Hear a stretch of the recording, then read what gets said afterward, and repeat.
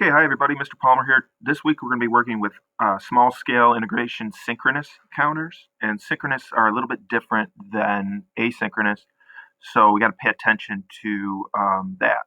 This is different from the previous assignments with asynchronous counters, but there are some similarities. So if we look here, this video is where you've clicked, hopefully. Just a brief introduction about asynchronous versus synchronous and the main difference, which I'll highlight later in this video if you feel like watching it beyond just the brief introduction here. We have Monday, you're just going to take a look at this PowerPoint. Tuesday, you're going to build a 0 to 7 synchronous counter using JK flip-flops. That's going to be an up counter.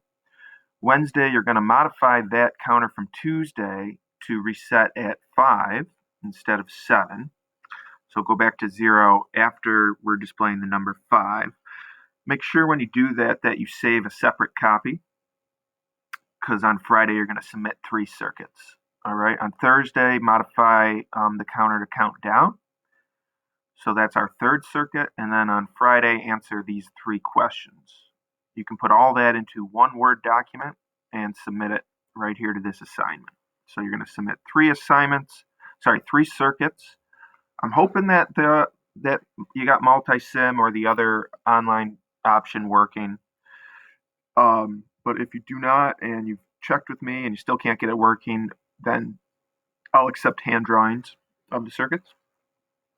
But if you could use like different colors or something, or try to keep it neat, that way I can see if it's going to work or not and get back to you. Basically, I'm going to have to be your simulator, so it's going to be a little bit harder for everyone.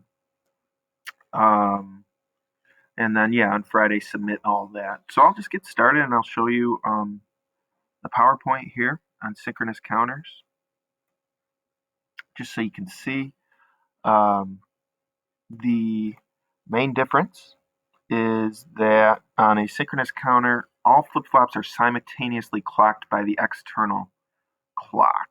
So if we pull up multi-sim here, what I have here is the basis of a counter. It doesn't necessarily have to be asynchronous, but if we did, the way we did that is we told all flip-flops to toggle by setting them to 1-1.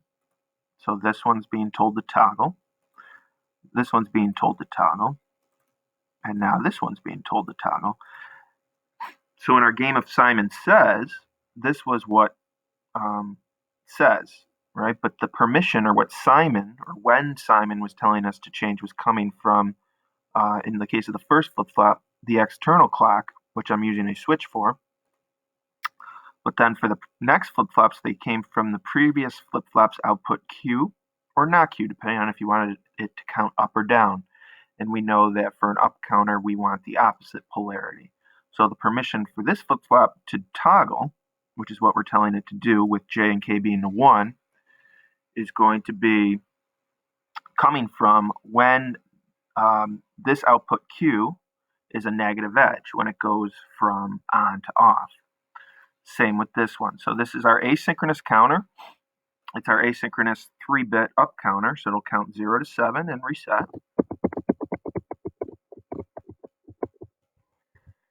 And we spent quite a bit of time studying that, so no surprises there. But with synchronous, okay, by definition, all flip-flops come from the same external clock, which means this no longer comes from Q, it comes from that clock output. Same with this one.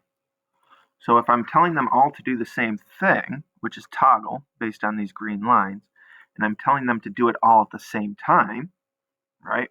You can predict what's going to happen here. It's not going to be too great, right? This should count 0, 7, 0, 7, because they're all toggling at the same time. So, by definition, we cannot change where this clock is coming from. But there was no rule against changing the directions. So really the only thing we can modify on this synchronous counter, since we have to leave the clock alone, is going to be the instructions. So not when Simon is saying, but what they're saying. Now the important thing, though, is that on a JK flip-flop, we understand the truth table for that. So I would look up the truth table for a JK flip-flop. It happens to be 0, 0 is the no change condition. 0, 1 is the reset, Q is off. 1, 0 is the set, Q is on, and 1, 1 is the toggle, which is how we've been using these. What we're going to do is we're going to make sure that we're using either all zeros or all ones. So I do want to keep the inputs tied together here. And then I would probably just experiment. So let's just see, well, let's see what happens if we hook it up to Q. All right. So I'm just going to focus on just this one. I'm not going to do the third bit yet. And let's just take a look at what we got. So now we're at our, first of all, our 1 bit. I'll just show you that is always functioning. 0, 1, 0, 1, 0, 1. So now let's see if our second bit is working. So we're at 1. And what's going to happen next is this is going to toggle on. So nothing will happen. Now, as this goes from on to off, this will toggle off. As this goes from on to off, that will give this flip-flop, as this goes from on to off, this will give this flip-flop and this flip-flop permission to change simultaneously. This one will toggle, we know that. But what were the instructions to this one? 1, 1, so this will toggle. So this will be 2, which is good, right? That's counting. And the next one is going to be right here. It's going to toggle on. But what's going to happen here? 0, 0, no change. All right, so we have 0, 1, 2, 3, 0. So we have a nice 2-bit synchronous counter working here. All right, now I need to disconnect this if I'm showing you that. So you can see it in decimal. 0, 1, 2, 3. All right, so now we're going to add our third bit. And this is going to present a design problem for you. All right, so if we do the same thing we did with the third bit here, take a look at what happens. 0, 1, 2, 7. All right, so what's happening, if you think about it, is this is still working. 0, 1, 2, 3, 0, 1, 2, 3. But now this extra bit that I've added is not working. All right, so what we want to do is this one's toggling too early.